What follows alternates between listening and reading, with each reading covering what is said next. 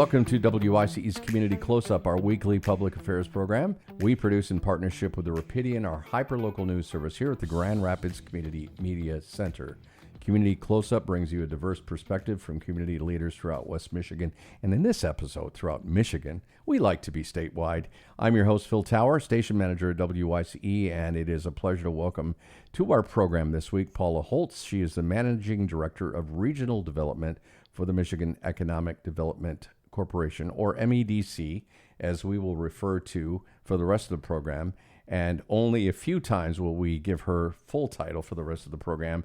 But Paula Holtz, it's a pleasure to have you in studio with us. Thanks, Phil. I appreciate being here. Well, this is a cool thing you and I get to talk about because it's local. We always like to focus on West Michigan here on a community radio station in Grand Rapids, Michigan. And just a little backstory. In July of this year, a unique crowdfunding campaign called Northeast Grand Rapids, a City of Healing, was launched. Had a $50,000 crowdfunding goal to win a matching grant through a program started with the Michigan Economic Development Corporation and the Michigan Municipal League. It's called Public Spaces Community Places Initiative. I love that, and we're going to unpack that. But now we are having this conversation, and actually Paul and I are having this conversation. We're recording it in mid-August. There's a deadline in this story because we want to have the full story for you, our listener. On the other end of the radio, the deadline for that crowdfunding campaign for Northeast Grand Rapids is August 23rd, and it's $50,000. So, Paula, let's go to the nuts and bolts of this whole initiative, Public Spaces Community Places. I love the title, first of all.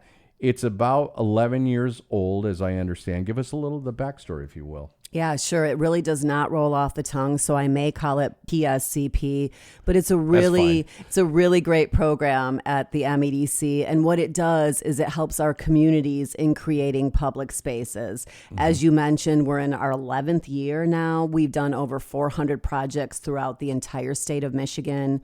We've done projects in communities as small as 200 all the way up to the very largest communities in the state. And this was actually, Phil, the first of its kind in the nation, where it utilizes donation-based crowdfunding to activate new public spaces. It's pretty fantastic.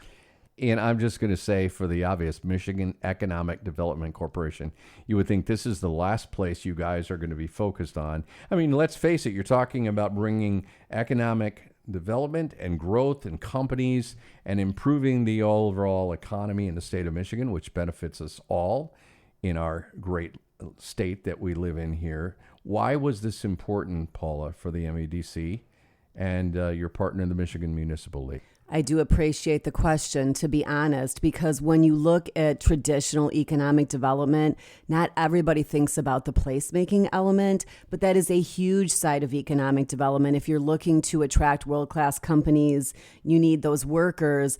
And what do they want to do? What are they looking for in those communities where they might want to live, work, and play? And it's really these amazing public spaces where people connect with one another. I mean, that's really what this is about, is a placemaking effort. Yeah. I like how you said that, because when corporations are looking at a community in Michigan, it's not just looking at the books and the health of the city and the way the government's run. It's the vibe. They want to know that there's a spirit, there's an energy in an area, in a community, in a city. You can sense, I think, Paula, everybody understands this. You can sense a place that's just kind of Deadsville versus a place that feels vibrant, it feels diverse, it feels activated. That's a word I've heard a lot. And this is kind of one of the great things about public art in public spaces. That is so true. And you think of a community like Grand Rapids where, walking the talk for sure. But really, when you look at what people are clamoring for, people many times work within their own homes so they can live virtually any place they want. They don't have to go where the jobs are.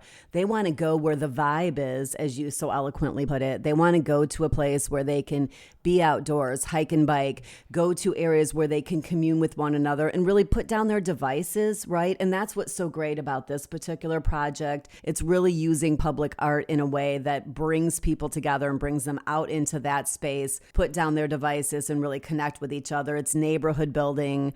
It's just all of the things that we really want to see in these neighborhoods. Okay, so for this specific crowdfunding campaign right here in Grand Rapids called Northeast Grand Rapids, a City of Healing, the MEDC is working with a local nonprofit, which we're going to actually have on this program in a few more weeks, Lions and Rabbits Center for the Arts. It's also being offered through the Michigan crowdfunding platform Patronicity, and we will have the link for Patronicity and everything else we talk about in this conversation on our podcast page for Community Close-Up here at WYCE. This is very local. So Lions and Rabbit Center for the Arts reached out to the MEDC. Is that how this originally started? That is. And it's actually not just Lions and Rabbits, but it's a coalition of organizations coming together to put this project together in this northeast neighborhood here in Grand Rapids. What they're looking to do is to raise $50,000. If they attain that goal, we will match that with $50,000, and that will fund a whole host of placemaking activities, including a mural, sidewalk improvements, crosswalk improvements, park improvements, and it's really all made to bring people together on this north side area. And I have this list in front of me, which is kind of cool because murals and storm drains just kind of blows my mind. We don't normally think as potential piece of art a storm drain, but storm drain murals are a thing. There's also a neighborhood art festival that is proposed for this crowdfunding opportunity. 5 crosswalk ground murals, which I love, on Plainfield Avenue. And again, if you're listening to us in Grand Rapids, these are all things that you can hopefully check out. A neighborhood-wide cleanup event. What neighborhood doesn't need a cleanup event? And a community, this is one of my favorite, a community paint by numbers mural at the Van Belcom Library. That's right on Plainfield Avenue as well. Plus 2 ground murals at the basketball courts at both Coit Park and Briggs Park. I am the least artistic person in the room, Paula, so I'm giving you credit. You're probably more artistic than me. I love murals. We've had a lot of murals here in Grand Rapids, through wherever city you're in Michigan. Murals really add something to that vibe aspect of a city that we were talking about earlier. But this is collaborative art, right? It is, and what is so great, you mentioned the paint by numbers. I've been a part of other community murals where kids come out and they have a particular part that they have painted within the mural. Then they bring their grandparents out and their parents out, and it just really gives the community that level of buy-in. Really being able to bring art out to the people seems so compelling to me. I don't know about you, but I don't often get to the art museums. But if I happen to stumble, I just love art being right at your feet, right in front of you. You almost have to bump into it. You can't avoid it on the drains, right? Or whatever, on the street improvements. It just really makes it accessible to everybody, brings art right to the public and to the neighborhood. We're speaking with Paula Holtz, Managing Director of Regional Development with the MEDC. We're talking about the Public Spaces Community Places initiative right now in Grand Rapids, a crowdfunding opportunity. And as you're hearing this play on the radio, that has closed out. The Northeast Grand Rapids City of Healing crowdfunding campaign was to raise $50,000. We're going to add a little addendum to the end of this program to give you, our listening audience, an update. But let's live in suspense for a moment, Paula. And what happens, first of all, if they hit their campaign, how does the funding kick in then? And let's talk about that. MEDC matches it, right? Yeah, that's correct. So all of the money that they have raised on their own will stay in their bank account, if you will, and we are quickly able to provide them with that matching check of $50,000 when they do achieve that. As I've said before, this is my favorite program at the MEDC. It's really a very accessible program. And what I think is so amazing about this endeavor is it's really brought to us by the community. It's not us deciding what should be done in this particular neighborhood. It's the Northeast side saying to us, hey, here's a cool opportunity for us to add to our vibrancy. Can you help come alongside us? And we were happy to say yes on this one. Yeah. And if they don't hit their $50,000 goal, what happens then? Sadly, they do not get our matching dollars. Okay. They would be able to keep, with caveats, what they had raised if they wanted to connect with the donors. But I will say, Phil, we have a really outstanding success rate. Over 97% of our crowdfunded campaigns do hit that goal. Yeah. I want to go back to what you said early because I'm cheating here, reading off the well-prepared press release that I received from the MEDC. Shout out to our friend Odie McKinley. This is an 11-year initiative, and you at the MEDC have provided more than $14.3 million in matching grants. Over 415 projects have hit their goal. As you said, 97% of them funded, which is pretty exciting. If somebody's listening to us and say, oh, Paula, I have a smaller idea. I think we only need $25,000. Would that, or is there a base amount of funding? How should people kind of get activated to connect with this campaign? Yeah, honestly, that is not too small at all. We've had them much smaller than that, in fact. And so I would encourage folks to reach out to the MEDC.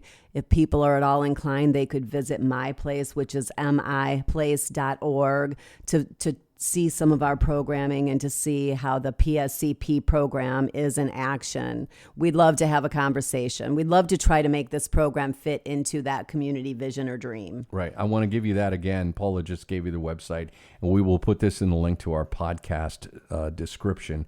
miplace.org. That is the website for MEDC's and Michigan Municipal League's Public Spaces, Community Places Funding Initiative. And your organization, your neighborhood group, should take a look at that because this is just one of the really great things kind of under the radar that MEDC does, and it's really, really cool. I'm glad we could shine some light on that. Real quickly in our final moment, you get the microphone. Is there anything I didn't ask you wanted to make sure our listeners knew about? I will add one thing, Phil. This program was tailored to create new public spaces, but we have also recently created an addendum where if it's an existing public space that a community is trying to make more accessible, in other words, make it universally designed for the greatest number of people possible, we will allow them to crowdfund and we will match for an existing place if they are incorporating universal design elements into that space. Because it just seemed, thank you, we do too. We're real excited about it. So I would love to have folks take a look at our website and see examples of those universally designed public spaces. Wouldn't it be cool to have a wheelchair mural somewhere, someplace, and whoever else was on there, just all the cool things that could happen through universal design. Again, the Public Spaces Community Places Initiative. You can learn more at miplace.org, miplace.org. Paula Holtz has been with us. She's Managing Director of Regional Development with the MEDC here in Michigan, with us in studio on Community Close-Up. Thank you, Paula. Appreciate it. And as promised, we're happy to give you an update on this story. The Grand Rapids City of Healing Project did indeed meet their required match of $50,000 on August 23rd of this year. That triggered the MEDC match of $50,000, which completed the project. So good news all around. That campaign received contributions from nearly 300 individuals, groups, or businesses on their way to achieving their $50,000 goal. You can check our podcast notes for details on the rest of the story through the link we have supplied for you. She's been our guest on this program, WYCE's Community Close-Up, our weekly public affairs program, produced with the Rapidian, our hyper-local news service here at the Community Media Center. I'm WYCE Station Manager Phil Tower. Hey, that's a wrap. Thank you for joining us. We'll do this again next week right here on WYCE.